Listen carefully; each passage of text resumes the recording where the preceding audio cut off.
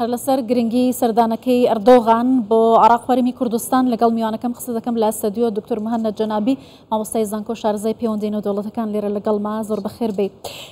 سەرەتا مەوێت سەبارەت بە گرنگی ڕۆڵی هەرێمی کوردستان لە پەیوەندیەکانی نێوان هەولێر و بەغدا و هەولێر و هەروەها ئەنقەرە و بەغدا بپرسم هەرێمی کوردستان تا چەندە ڕۆڵێکی گرنگ لە چارەسەری ئەو پەیوەندیانەوە کێشەکانی نێوانیان دەبینێت؟ السلام عليكم، تحياتي لكم وللساده المشاهدين. والله السلام عليكم بینەرانی کوردستان دەستوچوار زۆر سپاس. ڕاستەکەی هەرێمی کوردستان پێم وایە خاڵێکی گرنگی نێوان بەغدا و ئەنقەرەیە لە دۆسیە سەرەکیەکان وەکو دۆسیەی ئەمنی، دۆسیەی وزە و تا ڕادەیەکیش لە دۆسیەی ئەودا ڕۆڵی هەیە. دیدگای گشتی لە پەیوەندیەکان نێوان عێراق و ئەمریکا تەنانەت پێش سەردانەکەی ئەردۆغان لە سێگۆشەی ئاو بە هەردوو بواری وزە و ئەمنی دەخولایەوە. بەڵام من پێم وایە دیارترین شت ئێستا بریتە لە دۆسەی ئەمنی و کاروباری چالاکیەکانی پەکەکە و ئەوەی پێش ئەم ماوەیە ڕوویدا لە گفتوگۆی نێوان بەغدا و ئەنقەرە لە نێوان هاکان فیدان و فواد حوسێن لە جەختکردنەوە لە پەرەپێدانی هەماهەنگی ئەمنی و هەوڵدان بۆ کۆپیکردنی ڕێکەوتنی نێوان ئێران و عێراق لە نێوان تورکیا و عێراقدا و جێبەجێکردنی لەسەر سنوورەکانی نێوان هەردوو وڵات. لێرەدا گرنگی هەرێمی کوردستان بەدەردەکەوێت وەکو هاوبەشێکی سەرەکی بە دیهێنانی ئەم ڕێکەوتنە، ئەو ڕێکەوتنەی کە نیازێکی باشەیە بۆ جێبەجێکردنی تەنانەت لەسەر ئاستی وژەش وەستانی هەناردەی نەوتی هەرێمی کوردستان هۆکارێکە بۆ کێشە لە پەیوەندی نێوان ئەنقەرە و باشە کاتە بێ هەرێمی کوردستان پەیوەندیەکانی نێوان عێراق و تورکیا پەیوەندێکی تەواو نین کەم و کوڕی تێدا دەکەوێت؟ من غير الممكن يعني تجاوز دورة ناکرێت ڕۆڵی هەرێمی کوردستان تێپەڕێنین لەم نێوەندەدا. هەر بۆیە تێبینی ئەوە دەکەین ئێستا سەرۆکۆماری تورکیا لە هەرێمی کوردستانە و لەگەڵ نێچیروان بارزانی سەرۆکی هەرێمی کوردستان و مەسعود بارزانی سەرۆک وەزیرانی هەرێمی کوردستان کۆ دەبێتەوە بۆ تەواوکردنی ئەوەی ئەو پێشدەستی لە بەغدا کراوە و ئەوەش کە پێیوەستە بە هەرێمی کوردستان بە دیاری کراوی من پێم وایە دۆسیەکان ڕەنگە جیاواز بن لەو دۆسیانە یاخود لەو دیدگایی ئەنقەرە بۆ بەغدا هەیەی ئێمە لە بەردەم بواری ئەمنی بازرگانی ئابووریدان وەزارێکی دیکەش جەخت لە دۆسیەی ئەمنی دەکەمەوە چونکە لێرەدا تەرکیزەکە لەسەر خاچی هەرێمی کوردستانە چونکە ئەمە بەرپرسیارەتی حکوومەتی فیدراڵی هەرێمی کوردستان بە حکوومەتی هەرێمی کوردستانەوە ئامادەی تەواوی دەربڕیوە لە هەماهەنگیکردن لەگەڵ بەغدا بۆ کۆتایهێنان بە دۆسیەی ئەمنی کە ئەنجامەکەی لە بەرژەوەندی سەروەری عێراقە بۆ کۆتایهێنان بە پێشێلکاریەکانی سەرخاچی عێراق. بەڵام پێم وایە پێویستە و شتێکی حتمیە حکوومەت لە بەغدا تەواو شەفاف بێت لە ڕێکەوتنی ئەمنی. ماوەی چەندین دەیە زیاتر لە سێ دەیە دەتوانم بڵێم کە چەندین پێشێلکاری بەرامبەر خاکی عێراق تۆمار کراون. ئەمە وەکو ناڕەزایەتیەک بووە لە بەردەم ئەو ڕێکەوتنەی لە ڕژێمی پێشوو تۆمار کراوە و ئەو ڕێکەوتنی ساڵی 2007 بووە کە هیچ بربنەمایەکی شەڕی ئەو لە نێوان تورکیا و عێراق شەڕێکی 100 ساڵەیە بەڵام ئەمڕۆ ڕێکەوتنێکیان بۆ ماوەی 10 ساڵ واژۆ کردووە کە لەسەر ڕووباری بەردانەوەی ئاوی دژلە و فورات بۆ نێو عێراق. پێتان وایم ڕێکەوتنەوەکو خۆی جێبەجێ دەکرێت ئەمە ئەتوانێت کۆتایی ئەو کارتە فشارە بێت کە تورکیا بەرامبەر بە عێراق بەکاری دەهێنا لە ماوەکانی پێشوودا؟ في الاتفاق الأمني لە ڕێکەوتنی ئەمنی یاخود لە ڕێکەوتنی ئاو بە دیاریکراوی لە کەرتی ئاودا ئێستا ئەنجامەکانی سەردانەکەی ئەردۆغان وردە وردە دەردەکەون و ئەوەمان بەرچاو دەکەوێت کە لە چوارچێوەی هاوکاری چیان پێدەکرێت بەیەکەوە. ڕێکەوتنەکە ماوەی 10 ساڵ دەخایەنێت. زۆرێک لە دڵنیایی و ئەرخەیانی هەیە بۆ ئەوەی ئەم بابەتە چارەسەر بکرێت. دۆسیەی ئاو وە کێشەی کەمی ئاو لە هەرێمی کوردستان بێت لە ناوچەکانی دیکەی عێراق بێت. ئێمە هەموو هاوینێک لە عێراق کێشەی کەم ئاویمان هەیە. ئەمە بۆتە هۆکاری ئەوەی کە کەرتی کشت و کاڵی بە شێوەیەکی گشتەی پاشدا بچێت بەڵام لە ڕووی یاساییەوە ئێمە باسی چوارچێوەیەکی هەماهەنگی دەکەین ئەمە ڕێککەوتنێک نییە ڕاستەوخۆ جێبەجێ بکرێت بەڵکو چوارچێوەیە بۆ هاوکاری و هەماهەنگی ئەم چوارچێوەیە پێویستی بەوەیە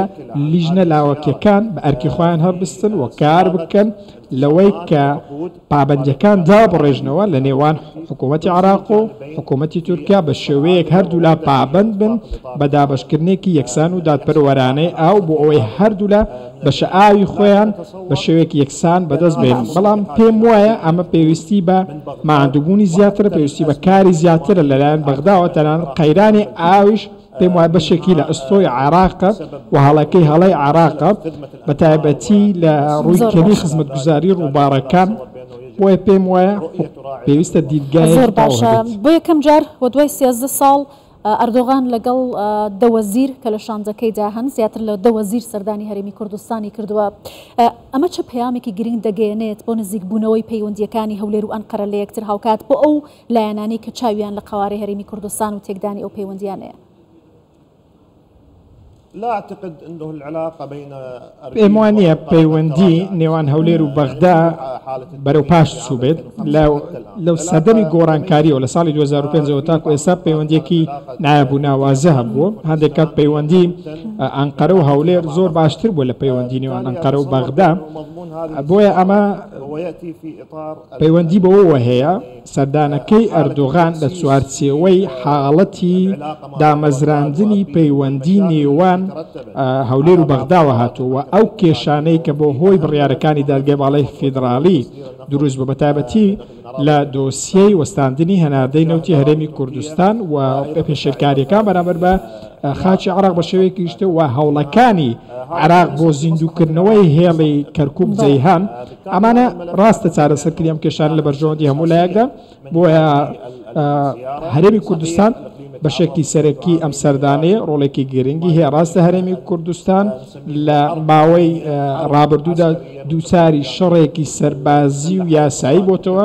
لە لایەن گروپە چەکدارەکانەوە هێرشی دەکرێتە سەر توانێت بپارێزێت هەرێمی کوردستان لە نێوان بەغدا ئەنقەرە وڵاتانی دەوروبەر و هەروەها ئەو کۆمەڵگەنی و دەوڵەتیە کە چاوی لە سیاسەتەکانی هەرێمی کوردستان و پەیوەندیەکانیەتی سەبارەت بەم بابەتە پێم وایە هەرێمی کوردستان ئێستا دەڕوانێتە بەرژەوەندیەکان لە دیدگایەکی گشتگیرترەوە بەتایبەتی لە توند و تۆڵکردنی سنوورەکان چونکە ئەم دۆسیەیە پەیوەستە بە حکوومەتی فیدراڵەوە بەڵام لە بەرامبەردا هەرێمی کوردستان مافی ئەوەی هەیە لە ڕووی دەستوریەوە ئەو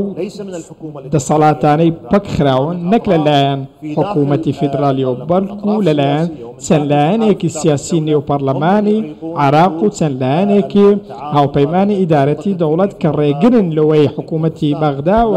حکوومەتی هەولێر هاریکاری بکەن تاکو ئێستاش هەماهەنگی نێوان حکوومەتەکەی سوودانی و حکوومەتی هەرێمی کوردستان هاوکاریان هەیە حکوومەتی پێشتریش حکوومەتی مستەفا کازمی هەماهەنگێکی باشیان هەبوو بەڵام زۆرێک لە کێشەکان لەلایەن ئەو هێزانەوە دائافرێنرێن کە لە نێوان چوارچێوەی هەماهەنگیدان و هێزەکانی هاوپەیمانی ئیدارەی دەوڵەت کە پەیوەندی هەرێمی کوردستان بۆ لەگەڵ بەغدا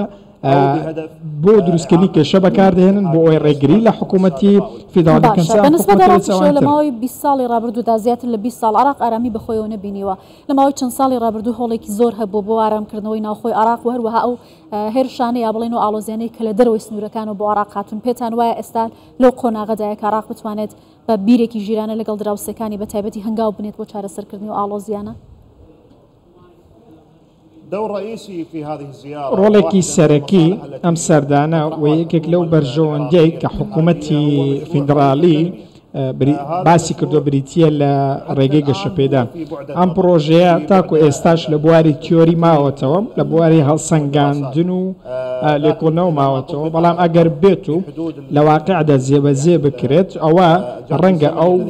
یاخود لەو ماوەیە کە حکوومەتی عراقی بۆ دیاری کردووە لە ساڵی 2028ەوە بێت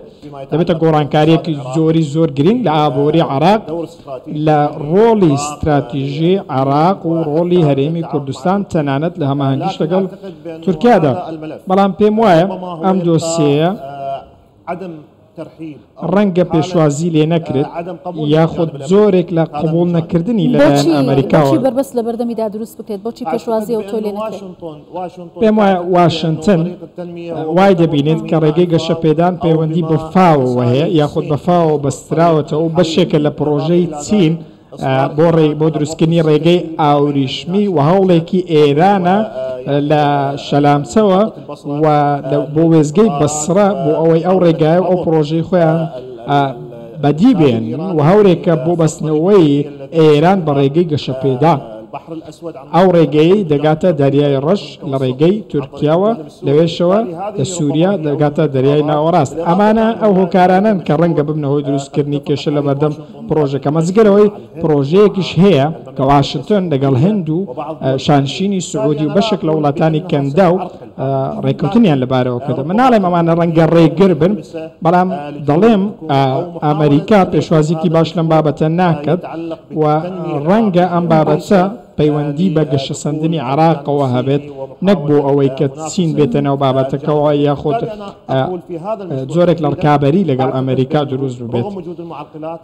بۆیە سەر ڕێبوونی کێشەکان بابەتەکە پێویستی بەوەیە ببێت بە واقع و بەدی بێت ئاڵنگاریەکانی شەردەمە بۆ جێبەجێکردنی و ڕێکەوتنە گرنگانە پێویستە عراق و تورکیا دەوروبەری خۆیان وڵاتانی دیکەش لە خۆیان ڕازی بکەن ناکرێت بەبێ ئەم بابەتانە هەنگاو بەرەوە ئاراستەکردنی جێبەجێکردنی ڕێکەوتنەکان بنێن پێویست نییە خۆمان بە وڵاتانی دراوسێ ببەستینەوە بەو شێوازە عراق پەیوەندی باشی لەگەڵتەوەی وڵاتانی ناوچەکە ئێران کە زۆر زار دەستە سیاسەتی عراق وا دەدات و مای مەترسیە بۆ سەر ئاسایشی نیشتیمانی لە ڕێگەی گروپە چەکدارەکانی بەڵام بەرژەوەندی هەیە لەگەڵ حکوومەتی عراقدا و هەماهەنگیشی هەیە بۆ ئەم پرۆژەیە پەیوەندی بە جوگرافیایەکەوە هەیە لە فاو دەست پێ دەکات تاکو و تورکیا لایەنەکانی هاوکاریکردن لەگەڵ وڵاتانی دیکە لەگەڵ ئوردن سووریا سعودیا کوێت وڵاتانی دراوسێ زیاتر پەیوەندیان بە وزە هەیە چەندین ڕێککەوتنیش لەم بوارەوە ئاژوو کراون بە تایبەتی لە هێنانی کارەبا لە عراقەوە و لە بەرەمێنانی غاز لەلایەن کۆمپانیەکانی کەمدا و تەنال بەشێکیان ڕێککەوتنیشیان هەیە بۆ بەرهێنانی غاز لە عراقدا بەڵام ئەمە بە زۆرێک لە زۆرەکان زیان بە ئێران دەگەێنێت و لە بەرژەوەندی ئێراندا نییە کە ڕێژەی زۆری گازی خۆی لە ئێرانەوە هاوردە دەکات بۆیە ئەمانە ڕەنگەبنە فاکتەری ناسەقامگیری لە ناوچەکەدا و ببنە هۆکاری ئەوەی کە سەرکەوتن بەدەست نهێنین یاخود نەتوانین سەرکەوتوو بین لەوە بەرهێنان لەم زۆرە سەردانە دیبلۆماسیانە بە تایبەتی سەردانەکە سوودانی باشتون یاخود ئەم سەردانە لە نێوان ئەم کایانەدا ئەم کایە سیاسیە بوریانەت بە تایبەتی کای ئەقلیمی نێودوڵەتیانەدا هەرمی کوردستان بەردەوام پەیوەندی دیبلۆماسی لەگەڵ وڵاتان ڕاگرتووە و توانێتی بەباشی بیپارێزێت ئەم دیبلۆماسیەتە تا چەندە کاریگەر بووە لەسەر بەرەو پێشچوونی پەیوەندیەکان بۆ عراق و بۆ هەرمی کوردستانیش پێمان وایە کاری لە پێشینە لە هەرێمی کوردستان بریتیە لە دەستپێکردنەوەی هەناردەی نەوت چونکە ئەمە فاکتەری هەرە گرنگ و لە پێشینەیە بۆ ئەوەی کە سەقامگیری ئابووری لە هەرێمی کوردستان بەدی بێت ئەمە جگە لەوەی کە بابەت یاخود دۆسەی کەمکردنەوەی فشارەکان ئەو فشارانەی کە بەغدا دەیکاتە سەر هەرێمی کوردستان چونکە هەرێمی کوردستان دەتوانێت لە بەرژەوەندی عراق و ئاسایشی عراق ڕۆڵ ببینێت لە ناوچەکەدا ئەمە شتێکە ئێمە بەبەردەوام لەلایەن سەرکردەکانی هەرێمی کوردستان بینیومانە چونکە ئەمن و ئاسایشی هەرێمی کوردستان بەشێکە لە ئاسایشی ناوچەکانی دیکەی عراق و پەل بۆ ئەوە دەکێشێت ئەو ناوچانەش ئاسایش و سەقامگیریان نەبێت بۆیە لایەنەکانی حکوومەتی فیدرالی لە بەردەم ئاڵنگاری ئەو ئاڵنگاریدان کە کۆنتترۆلی ئەو لایەنانە بکەن کە هەڕەشەم بۆ سەر هەرێمی کوردستان و هەماهەنگی لەگەڵ هەرێمی کوردستان بکەن بۆ بەرهێنان لە پەیوەندیەکانیان و گەیشتن بە قۆناغێکی دیکەی هاوبەشی بۆ ئەوەی لە کۆتاییدا بگەین بە قۆناغی کامەڵبوون لە نێو بەرژەوەندی نێوان حکوومەتی فیدرالی حکوومەتی هەرێمی کوردستان کۆتایی بە کێشەکان بێنین لە ڕێگەی دەستور و پابەندبوون بە دەستور و هەوڵ نەدرێت کە کێشە گەلێک دروست بکرێت ببێتە هۆکاری دروستبوونی وەکو ئەوانەی لەلایەن حکوومەتی فیدرالی یاخود لەلایەن دادگای فیدرالی بە دیاریکراوی و بەشێک لە وەزیرەکان دەکرێت لە ڕووی ئیداریەوە. کەواتە عراق و تورکیا لە گرنگی ڕۆڵی هەرێمی کوردستان تێگەیشتون؟ بەدڵنیاییەوە تێگەیشتوون و لایەنی تورکی من ئاماژەشم بەوە کرد کە ئەوەی کە ئەردۆغان هاتۆتە هەرێمی کوردستان دەرخەری گرنگی هەرێمی کوردستان و پایەی هەرێمی کوردستانە. ئەم گرنگیە لە ڕووی ئەمنیەوە و لە ڕووی ئابووریشەوەی پێم وایە کاری لە پێشینە و یەکێک لە شتە گرنگەکان کە ئەردۆغان دەیەوێت تاوتوێ بکات بریتە لە تاوتوێکردنی مەترسیەکانی پەکەکە و لێرەوە من پێم وایە هەرێمی کوردستان گرنگی زیاتر دەردەکەوێت بە دیاریکراوی لەسەر ئاستی بەغداش بە دڵنیاییەوە هەرێمی کوردستان ڕێگەیە و دەواازەیە بۆ ڕێگەی گەشە پێدان و بازرگانی و بۆ ئەوەی بەرهێنانی باشتر بکرێت کۆمپانیەکانی هەرێمی کوردستان ڕاستە کێشە هەیە لە ڕێککەوتنەکان و دەکرێت لێک تێگەیشتن هەبێت و دەکرێت بەغدا ئەم هاریکاری و هەماهنگگە بقۆزێتەوە بۆ ئەوەی کە بتوانێت و بەرهێنانێکی باشتر بکات لە ناوچەکانی دەوروبەر ئەگەر لە دەرەوەی هەرێمی کوردستانیش بن بۆیە هەمیشە جەخت لەم خاڵە دەکەینەوە کە پەیوەندی دەستوری بنەمای پەیوەندەکانە ئەم پەیوەندیە دەستوریە بەرەو کاملبوونمان دەبات بەرژەوەندیمان بۆ بەدیدێنێت لە نێوان هەردوولادا و دەبێتە سەقامگیربوون عێراق. کاریگەریەکانی ئەم سەردانە لە سەر پەیوەندیەکان لەگەڵ هەولێر و لەگەڵ بەغدا چۆن دەبینن و هەروەها ئەکرێت بڵین ئەم کاریگەریانە خاڵێکی وەرچەرخانە لە پەیوەندیەکانی نێوان هەردوو لە دوای مێژوویەکی دوور و درێژ لە نێوان ئەم دوو وڵاتە دراوسە یەکتردا. ئەمە دەوەستێتە سەر ئیرادەی سیاسی واتەبەر لە هەموو شتێک پێویستە ئیرادەی سیاسی هەبێت. ئەگەر ئیرادەی سیاسی بیەوێت و بەرهێنان لە پەیوەندی دیپلۆماسیەکان بکات و ئەم سەردانانە بۆ باشەی خۆی بەکار بهێنێت ئەوە لە بەرژەوەندی هەموو لایەکدایە. بەڵام ڕەنگە من زۆر گەشتبین نەبم لە سروشتی و بەرهێنان لەم بابەتانەدا چونکە من باش لەوە تێدەگەم کە لەم ساتانەدا و ئەمڕۆ و دوێنێش بەشێک لە گروپە چەکدارەکان خاچی عێراق بەکاردێنن بۆ لێدان لە بەرژەوەندی وڵاتانی دەوروبەر. ئەمەش پێچەوانەی دەستوری عێراقە و مایەمەترسی بۆ سەر ئاسایشی نیشتیمانی. چەند ڕۆژێک پێش ئێستا لە بابل هێرش کراوەتە سەر بنکێک کە تاکو ئێستا نازانێت چی ئەم هێرشەی کردووە. بۆی ئەم ئاڵنگاری ئەمنیانە و سروشتی مامەڵەکردنی حکوومەت لەگەڵ ئەم پرسانەدا ئەمە کێشەیە. ئەم گروپە چەکدارانە گەورەترین مەترسین بۆ سەر ئاسایشی نیشتیمانی عێراق. بەڵام ئەگەر بڕوانینە مامەڵەی حکوومەتی فیدراڵی دەبینین ئەوان پشت بە گفتوگۆ دەبەستن. بەڵام ئەم گروپە چەکدارانە گفتوگۆیان ناوێت. بەردەوام باسی چی دەکەن؟ بەردەوام باسی دەرکردنی هێزەکانی ئەمریکا دەکەن و هەوڵ دەدەن دەسوەردان لە بڕیارە سیاسەکان بکەن تا ئەم گروپە چەکدارانە مابن و تاکو ئەوانە کۆنتڕۆل نەکرێت لەلایەن حکوومەتی فیدرالیەوە من پێم وایە ئەو کاتە ناگەین بە قۆناغی و بەرهێنانی باش و بەشێک لە هەوڵەکان بێهودە بەفیڕۆ دەستن و توانە زۆرەکانیشمان بەفیڕۆ دەچن لە پێناو سەقامگیری و ئابووری. بەڕێز دکتۆر مهەنە جەنابی مامۆستای زانکۆ شارەزای پەیوەندی نێودەوڵەتیەکان زۆر سپاس کە لێرە لەگەڵ